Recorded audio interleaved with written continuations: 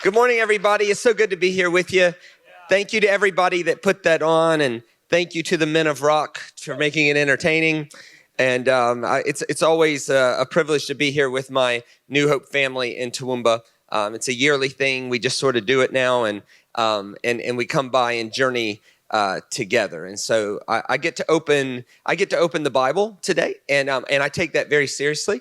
And it's a transforming thing. The idea isn't to be right about it. The idea is to find ourselves in the story and ask ourselves, how are we looking at the world in a way that brings life, or how are we looking at the world in a way that brings death? And in that vein, I want to talk to you this morning about sex and how it mirrors the way we see the world. Now, just to be clear, for those who don't know me, this sounds like I'm making a joke, but this is absolutely true. My master's degree in clinical psychology is in sex. So I have a master's degree in sex. That means I'm a theoretical expert, right? Right? Like, in theory, no one's better at sex than me, right? In theory. Now, in practice, pretty much crap. But in theory, I'm the best. And so I want to talk to you about how sexuality actually is just mirroring part of how we're seeing the world, and how it can challenge us to see the world better, right? And so if you're thinking, oh God, Shane, seriously, don't do one of those things. You're not going to make us feel bad. We're going to leave all guilty and shameful and all of this stuff. Now, I've been coming 9 years, and if you're new, I want you to find someone who's been here for a while and knows me, and just ask them, and they'll tell you that's not his style. That's not his style. Shane does not do that. Why? Because permanent life change never is achieved through judgment, through shaming, or through guilt, or through fear. Judgment, shaming, guilt, and fear are excellent short-term motivators, but they are terrible long-term view makers, all right? And so in that sense, I want to talk to you a bit about lust, and about how lust really isn't about what you think, right? So 3 initial thoughts on lust before we get to the slides. 1, lust always promises something it can't deliver. Lust always promises whatever we think we're achieving with it, it never delivers what we thought it would. That's 1.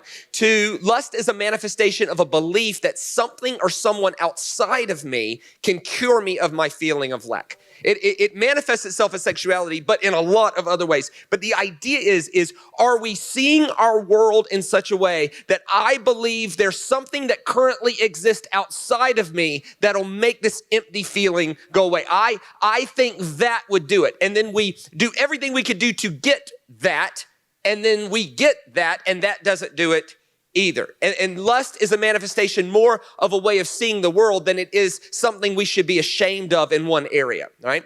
Number 3, lust is meeting a legitimate need in an illegitimate way. Now let me try it. Now, here's the thing with lust, right?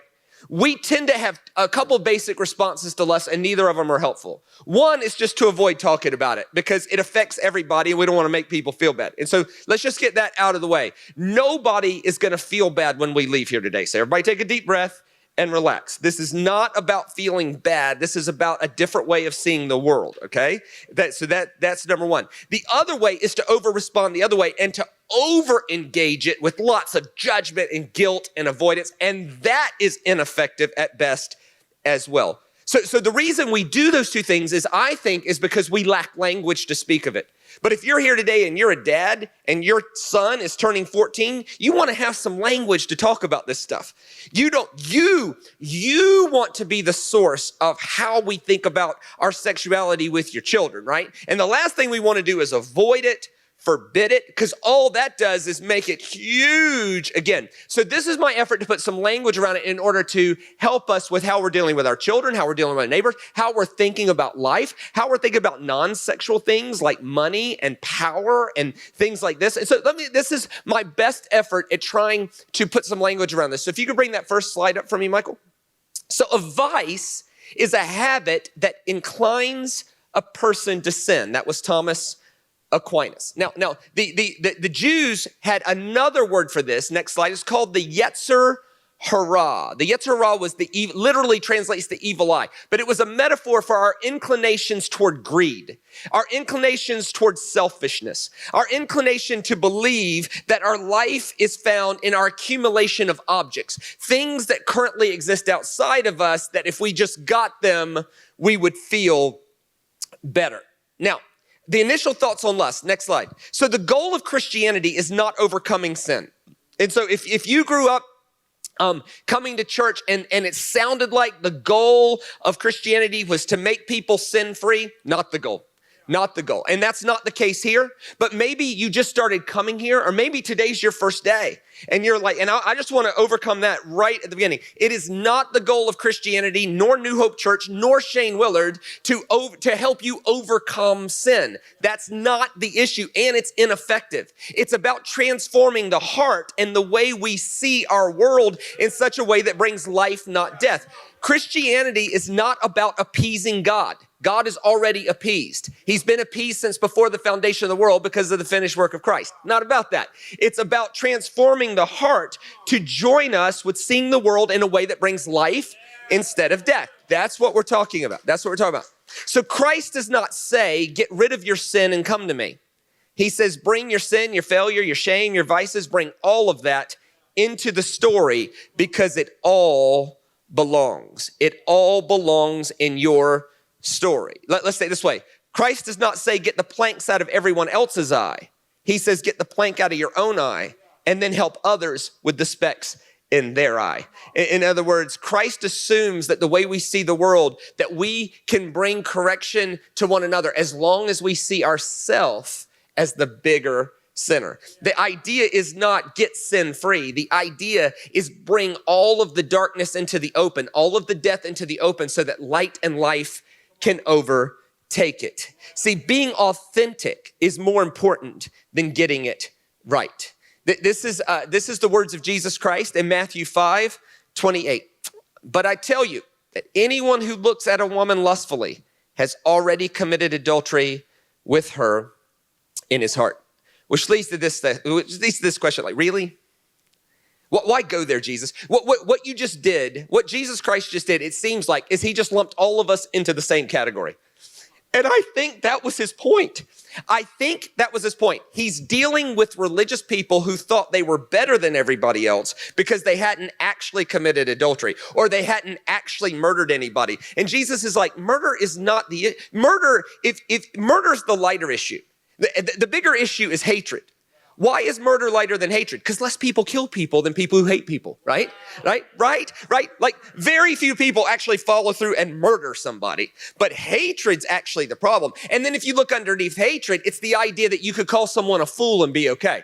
So Jesus always dealt with the heart issue underneath the issue. It's really easy to deflect to, well, I've just never committed adultery. Yeah, but that's going to set up a whole system of us and them and in and out and I'm better and you're worse. That would be terrible if we saw the world that way. Let's just put everybody in the same discussion and say we all struggle with looking at the world at times in a way that brings death, and we all have moments where we look at the world sometimes in a way that brings life. And I'm going to encourage you to look at it in a way that brings life and not death. Life and not death. So let's look at some of these ideas. One, sexuality has the potential for beauty, obviously.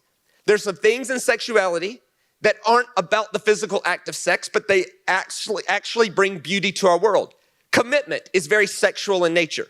Actually, some of the most sexuality things we can see is practiced by people who've been together 50 or 60 years, and physically they cannot perform the act of sex anymore, but they're so connected and so committed. There's something connected about them, and that's beautiful. That's a beautiful thing.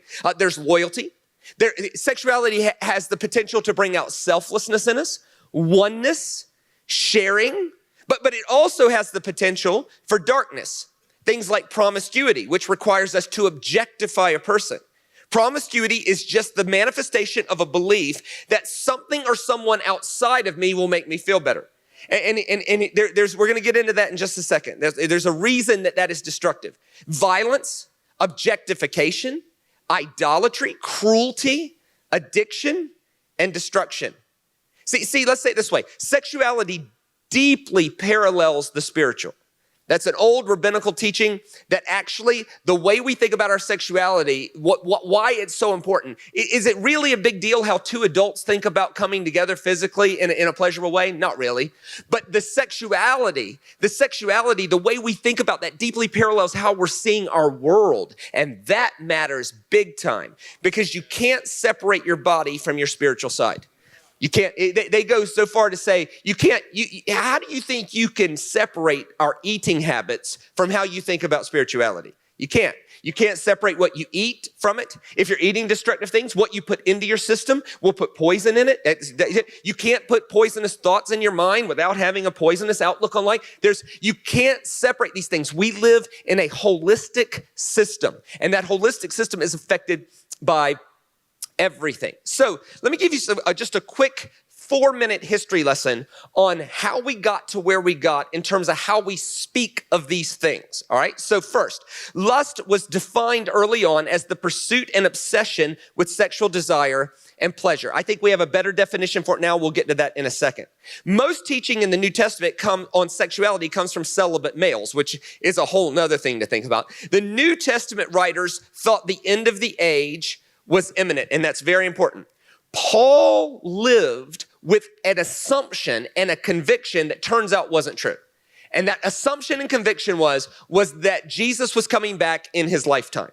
And so a lot of the letters he wrote, which, by the way, he never thought we'd still be reading. He was just hoping the letter would be delivered and the mail carrier wouldn't be eaten by a mountain lion, right? It's not like they had Australia Post and FedEx and UPS and DHL and Fastway. It's not like they had tracking numbers. You wrote it by hand. You handed it to a delivery person. You hope they made it on the road without being robbed, without being attacked by an animal, right? He's just hoping. We know for a fact that 2 of his letters to Corinth got lost somewhere. Now, I didn't lose them. Don't get mad at me, but they just got lost somewhere, right? And so Paul is writing letters based on his assumption of how the world works. And here's what he wrote in 1 Corinthians 7. And by the way, if you read the whole thing, this passage is one of the few passages where he says, this is my idea, not God's, okay? This is my idea, not necessarily God's. And here's what he says. Now to the unmarried and to the widows, I say it is good for them to stay unmarried, as I do. But if they cannot control themselves, they should marry. For it is better to marry than to burn with passion. In other words, to Paul, in his conviction about how the world was coming to an end, he says it's just best not to marry unless you're out of control. So to Paul, the only reason to get married is if you're out of control. So sometimes when people have a go at me, oh, you're unmarried, I say, well, you're married. That means you're out of control. Like, what are you talking about, right? So what happened is Paul writes a letter with a certain conviction underneath it, a certain assumption, and that assumption turned out not to be the case. And because here was the problem that created, right? We're commanded in Scripture to be fruitful and multiply. Right? And the only way to do that in a healthy way is to do so in a married situation, right?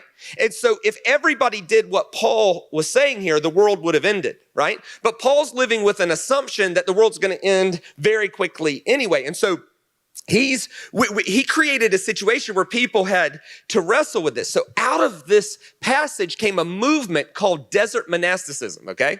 And what happened is a monastic movement, they said you could be pure through separation. Here's the problem. We now have access to those people's writings, and they reported being tormented by lust even though they were separate.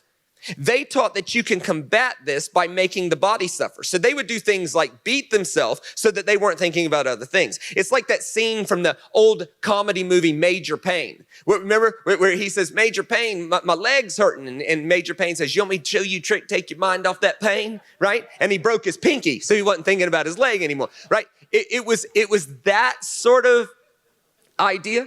Now a guy named Augustine came out of this, and here's what he said. He said, all sexual desire is a part of the fall. Now, that's a big statement. All sexual desire is a part of the fall. And he concluded that the purpose of sexual activity was for procreation only, right? Now, this would have been a horrible time to be alive just anyway, but then you add that idea to it, it would have just been terrible. Here's what Augustine said. Now, remember, the church is responding to horrendous debauchery in the Roman Empire. Here's what he says. He says, when the goal is not procreation, husbands become vile lovers, wives whores, and marriage beds, brothels. Now, this would have been a terrible time to be alive. There was this huge reaction. There was massive debauchery in the Roman Empire, and the church is going so far the other way that it just became a very unhealthy thing in both senses. Here was Augustine's hierarchy. First was you could be a virgin or someone who's decided to be celibate at some point. Then the second one, it was a sexless marriage. And the third hierarchy was a marriage with only procreating sex. He said procreating sex should be much like shaking hands, just a transaction, like here, here we go, right? Now, a sexless marriage, that would just be terrible, because honestly, sex is the Novocaine that makes marriage bearable anyway, right? Like, it's like, well, if you remove the Novocaine, they're going to irritate you terribly, right? Right. By the way, this is why for you young people, it's very important that you don't introduce sexuality too early in your relationship, because sex releases an enzyme in your brain that literally numbs you to their obvious character flaws.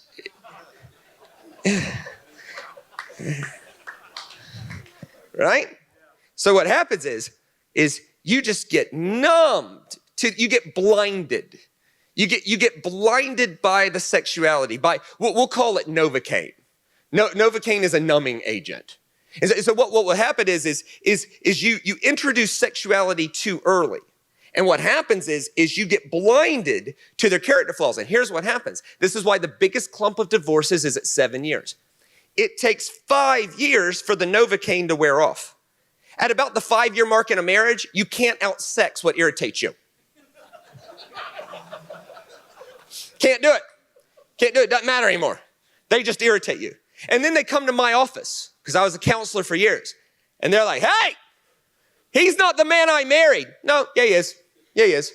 He's a slob. He's overweight. He's lazy. He doesn't help around the house. No, he's the guy you married. But when you first got together, there was lots of Novocaine. So you're like, oh, whatever, right? Or they say, she's not the woman I married. No, yes, she is. Yep, she's critical, cantankerous, jealous, possessive, and quite frankly, horrible. She can't cook. That's true. But when you first got together, there was lots of Novocaine. So you're like, what the heck? We'll eat out. Whatever, right? And so what happens is Novocaine blinds you to the character flaws. Listen, when Jesus was alive, the average age of death was 32. So till death do us part was more doable. Okay? Right? It's like, put up with their crap another 12 years. Everybody will die. It'll be okay. Now we have to live with them to 84. Listen, you don't want to make an 84-year decision with Novocaine and drugs on your head, right? There's a lot of things. You just don't want to do that. So there's all these unhealthy ways to think about. Now, here's the modern concept. So this is how that then morphed into how maybe we've heard sexuality talked about. So the first one is don't think about it. Just avoid it entirely. Well, that's not helpful. If I tell you, don't think of a pink, purple, polka dotted elephant, just don't think of that pink, purple, polka dotted elephant. Well, by the nature of telling you not to think about it, we enliven this massive obsession with it. Forbiddance is actually the most powerful force to get someone to do something. If you want someone not to do something, just don't forbid it and talk about it openly. If you want your children to think about sex in a healthy way and not be sneaking off doing whatever, just talk about it all the time. Because the last thing a 15-year-old wants to do is think about their parents having sex, right? It sort of puts them off the mood, right? It's the way to do it. So first we go, just don't think about it. Then the second way is if you tarnish your purity, you can never ever get it back, right? Which that's not helpful, right? That's not helpful at all. And I've seen well-intentioned youth pastors use that illustration. Your life is like a diamond, Your sexuality is like a diamond, and if you get one flaw in that diamond, you can never, ever get it back. Not helpful, because you're talking to a room of a lot of people who've tarnished their diamond, right? Not helpful at all, not helpful at all. because that then makes us despair. It's just not a helpful way. I was doing a young adults Q&A one time, and a young lady, I can't believe how brave she was, actually. She stood up in front of everybody. There was 2 microphones. There's a lot of people. And she said, Shane, thank you for being here. She was probably 26. She said, my youth pastor told me that the greatest gift I could give my future husband is my virginity. And I said, okay. She said, what if that's not possible? Is there still hope for me? And I thought to myself, how's that? First of all, that is horrendous, lazy preaching. That's first. Second, that put her in a horrible spot for years. Third, I can think of 100 things I would rather my future wife be than a virgin. I'm 44. If I was waiting on a virgin, that would make me a pervert. That's first. Secondly, there's lots of things I could picture. Like, honestly, right? You imagine that? Hey, I don't bathe, but I'm a virgin. Here's your prize, right? I'm irresponsible, but I'm a virgin. Here's your prize. I'm volatile, angry, and combative, but I'm a virgin. Here's your prize. There's a lot of things I would rather my future wife be than a virgin, right? Like supportive, loving, caring, honoring, respectful, right? Not volatile. See, so the way we've thought about this has escalated one issue above a whole lot of other ones. The third lie was this: once you marry, it'll be pure bliss from then on, right? Which, not true, right? Because here's what we've done. Hey, avoid it at all costs. Don't think about it at all, right? If you tarnish your diamond, you'll be impure, right? But then you're going to get married, and 2 people who've avoided the topic their whole life, this is going to be great. No, it absolutely will not. Now, a couple things about this, about a better way to think about it. Number 1, that you were created for love. It's hardwired into your body. So your sexuality is a good thing. Any gift God gave us, it can be made for good. The Greek concept is the word eros. Eros included sexual desire, but that word included community. It included friendship. It included sacrifice. See, the Latin word for sex means to cut off or to be separated or divided. So let's think about it this way. Next slide. Sexuality is about overcoming our separateness. It's about longing for connection due to separation.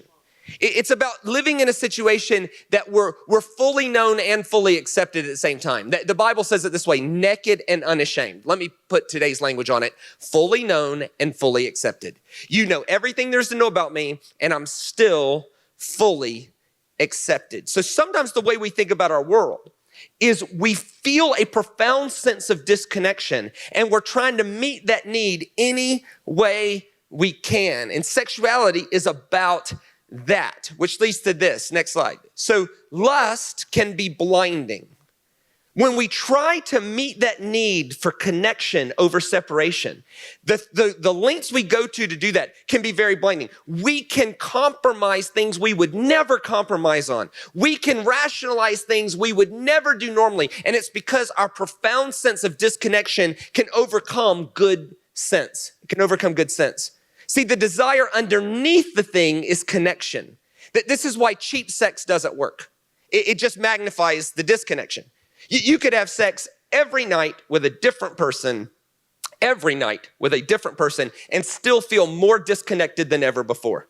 You could be married and be sexually active and yet feel alone, and that's the worst. The idea is that the physical act of sex is not the answer to the connection problem. It's just a symptom of how we look at it. It's a symptom of how we're looking at our world. See, sometimes the most alive and connected people are actually celibate. Let's say it this way. Next slide.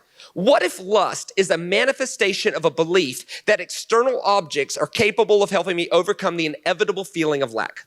That's the problem. The problem isn't the sexuality. The problem is that it evinces a way of seeing the world. And if we see our world this way, it creates prison. If I'm always looking for the next thing to make me feel better, whether that next thing is a person, a woman, right? Or whether that next thing is a thing, like more money, another car. If I just had that car, I would feel better. If I just had that job, I would feel better. If I just had what they had, I would feel better. This is why when we speak of things this way, we always use impersonal pronouns.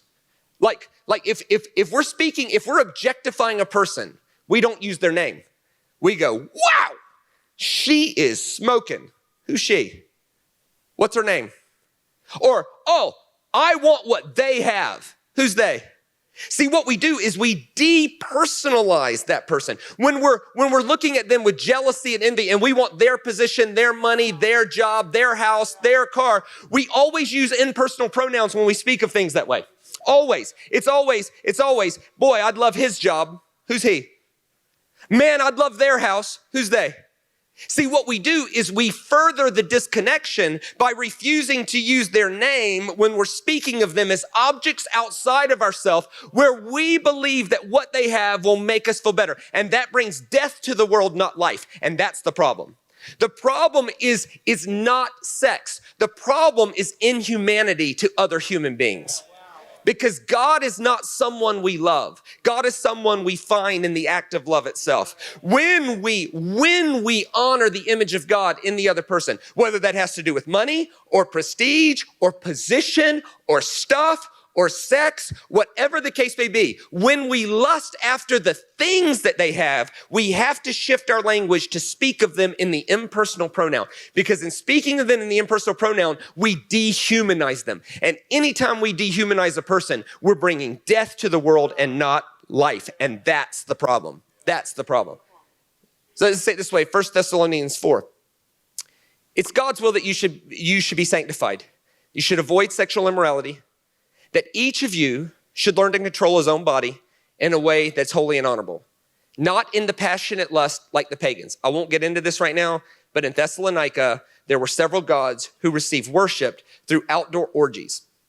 And what they would do is the class 2 or 3, there was a 9-leveled class system in the Roman Empire, and the class 1, 2, and 3 people would force the class 7, 8, and 9 people to be the objects of their sexual passions in public as an act of worship to a god. It would have been the worst time to ever be alive. It would have been horrendous. If you've ever thought, boy, this world's crazy these days. No, that would be illegal now, right? Back then, it was celebrated by the whole Roman Empire. Now watch what Paul says.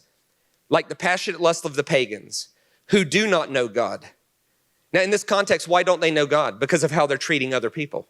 They're dehumanizing them. Watch what he says. And that in this matter, no one should wrong or take advantage of a brother or a sister. In this, no one should wrong or take advantage of a brother or sister. Here's perhaps one better way to think about this. Next slide.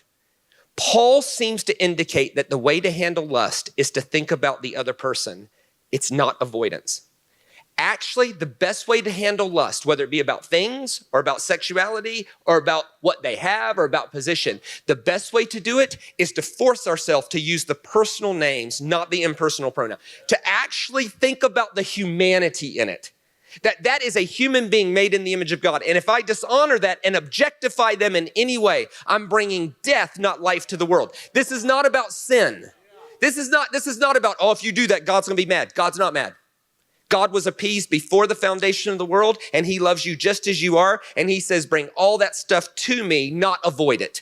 But the way it's not about appeasing God. It's about a way of thinking about the world that brings life and not death. And here's what Paul says. Paul says, hey, if you want to deal with this, what you do is you don't avoid it. You actually engage it with the humanity. See, Paul's advocating humanity. Essentially, be a humanitarian by never objectifying them. This is why in marriages, for instance, should and ought to statements never work.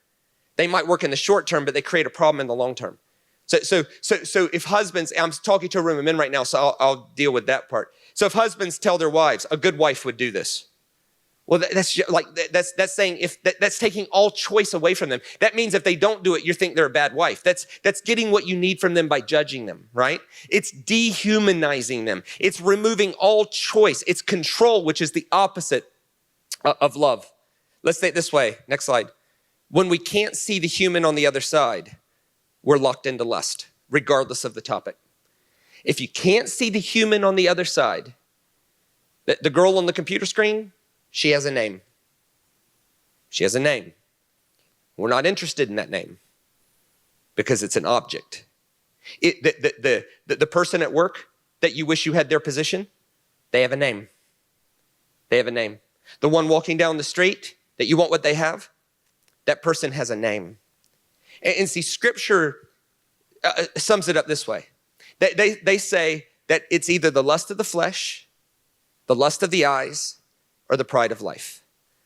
So, some philosophers have said girls, gold, and glory. Lust of the flesh, girls. Lust of the eyes, gold. Pride of life, glory. That the way we see our world should avoid those things. And how do you avoid those things? It's not by avoidance. It's by engaging the humanity on the other side of it. Can you imagine a world where we were able to name the person? You wouldn't have to fight the pornography problem. You wouldn't. If you can name the person, you can't engage in that activity with a named person. Can't. Could you imagine the jealousy and envy issues at the office that would be solved? Can you imagine the political climate? Could you imagine if we quit seeing the person as an object? Oh, they're labor. No, that's a person. Oh, they're liberal. Wait a minute, hold on. That's a person. Oh, they're Muslim. What? No, that's a person. That is a human being on the other side of that chat. Could you imagine a world where we overcame this by simply engaging the humanity in the other person? We would bring life and not death. So good teaching's not meant to be agreed with or disagreed with. It's meant to be wrestled with. So let me give you a few things to wrestle with. Hopefully, when you look at the Bible, you want to ask at least two questions. One, what happened? And the other question is, what's happening in me right now because of what happened? So let's deal with that second one. First question, can you name the human being? Can you name the human being? You might say, man, I struggle with this so bad. I just can't seem to beat it. I feel bad. I feel disconnected. I feel like I've brought disrepair to my life. Okay, step one, can you name them? Name them. Humanize them, not objectify them. Two, can you name what is important to them and why they're precious to God? Three, can you imagine that person sitting in God's presence? That's a child of God.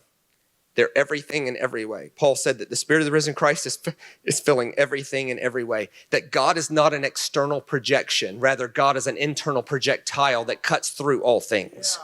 Right? Can you name that? Can you name that? Number four, have you confessed the issue out loud to one safe person? Not on the internet. Number five, where are you connecting to humanity by making someone else's life better? Where are we humanizing the other by making their life better?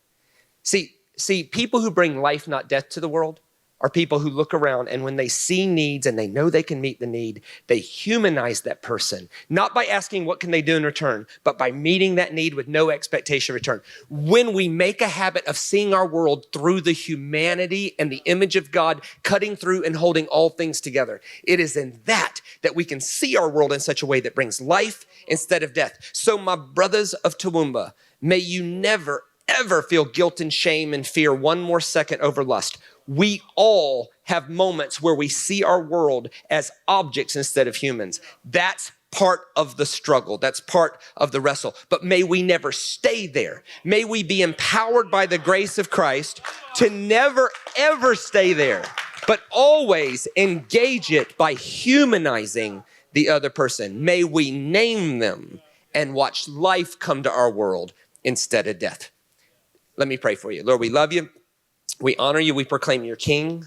There's none like you. Lord, we bring our stuff to you knowing we're already accepted.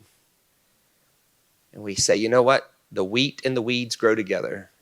This is me. And thanks for accepting me. Lord, would you empower us in that acceptance to see our world in a way that brings life and not death. may we be able to name the person. Amen. Thank you so much for being a part of your morning. I can't wait to spend the whole weekend with you. Grace and peace, everybody. God bless.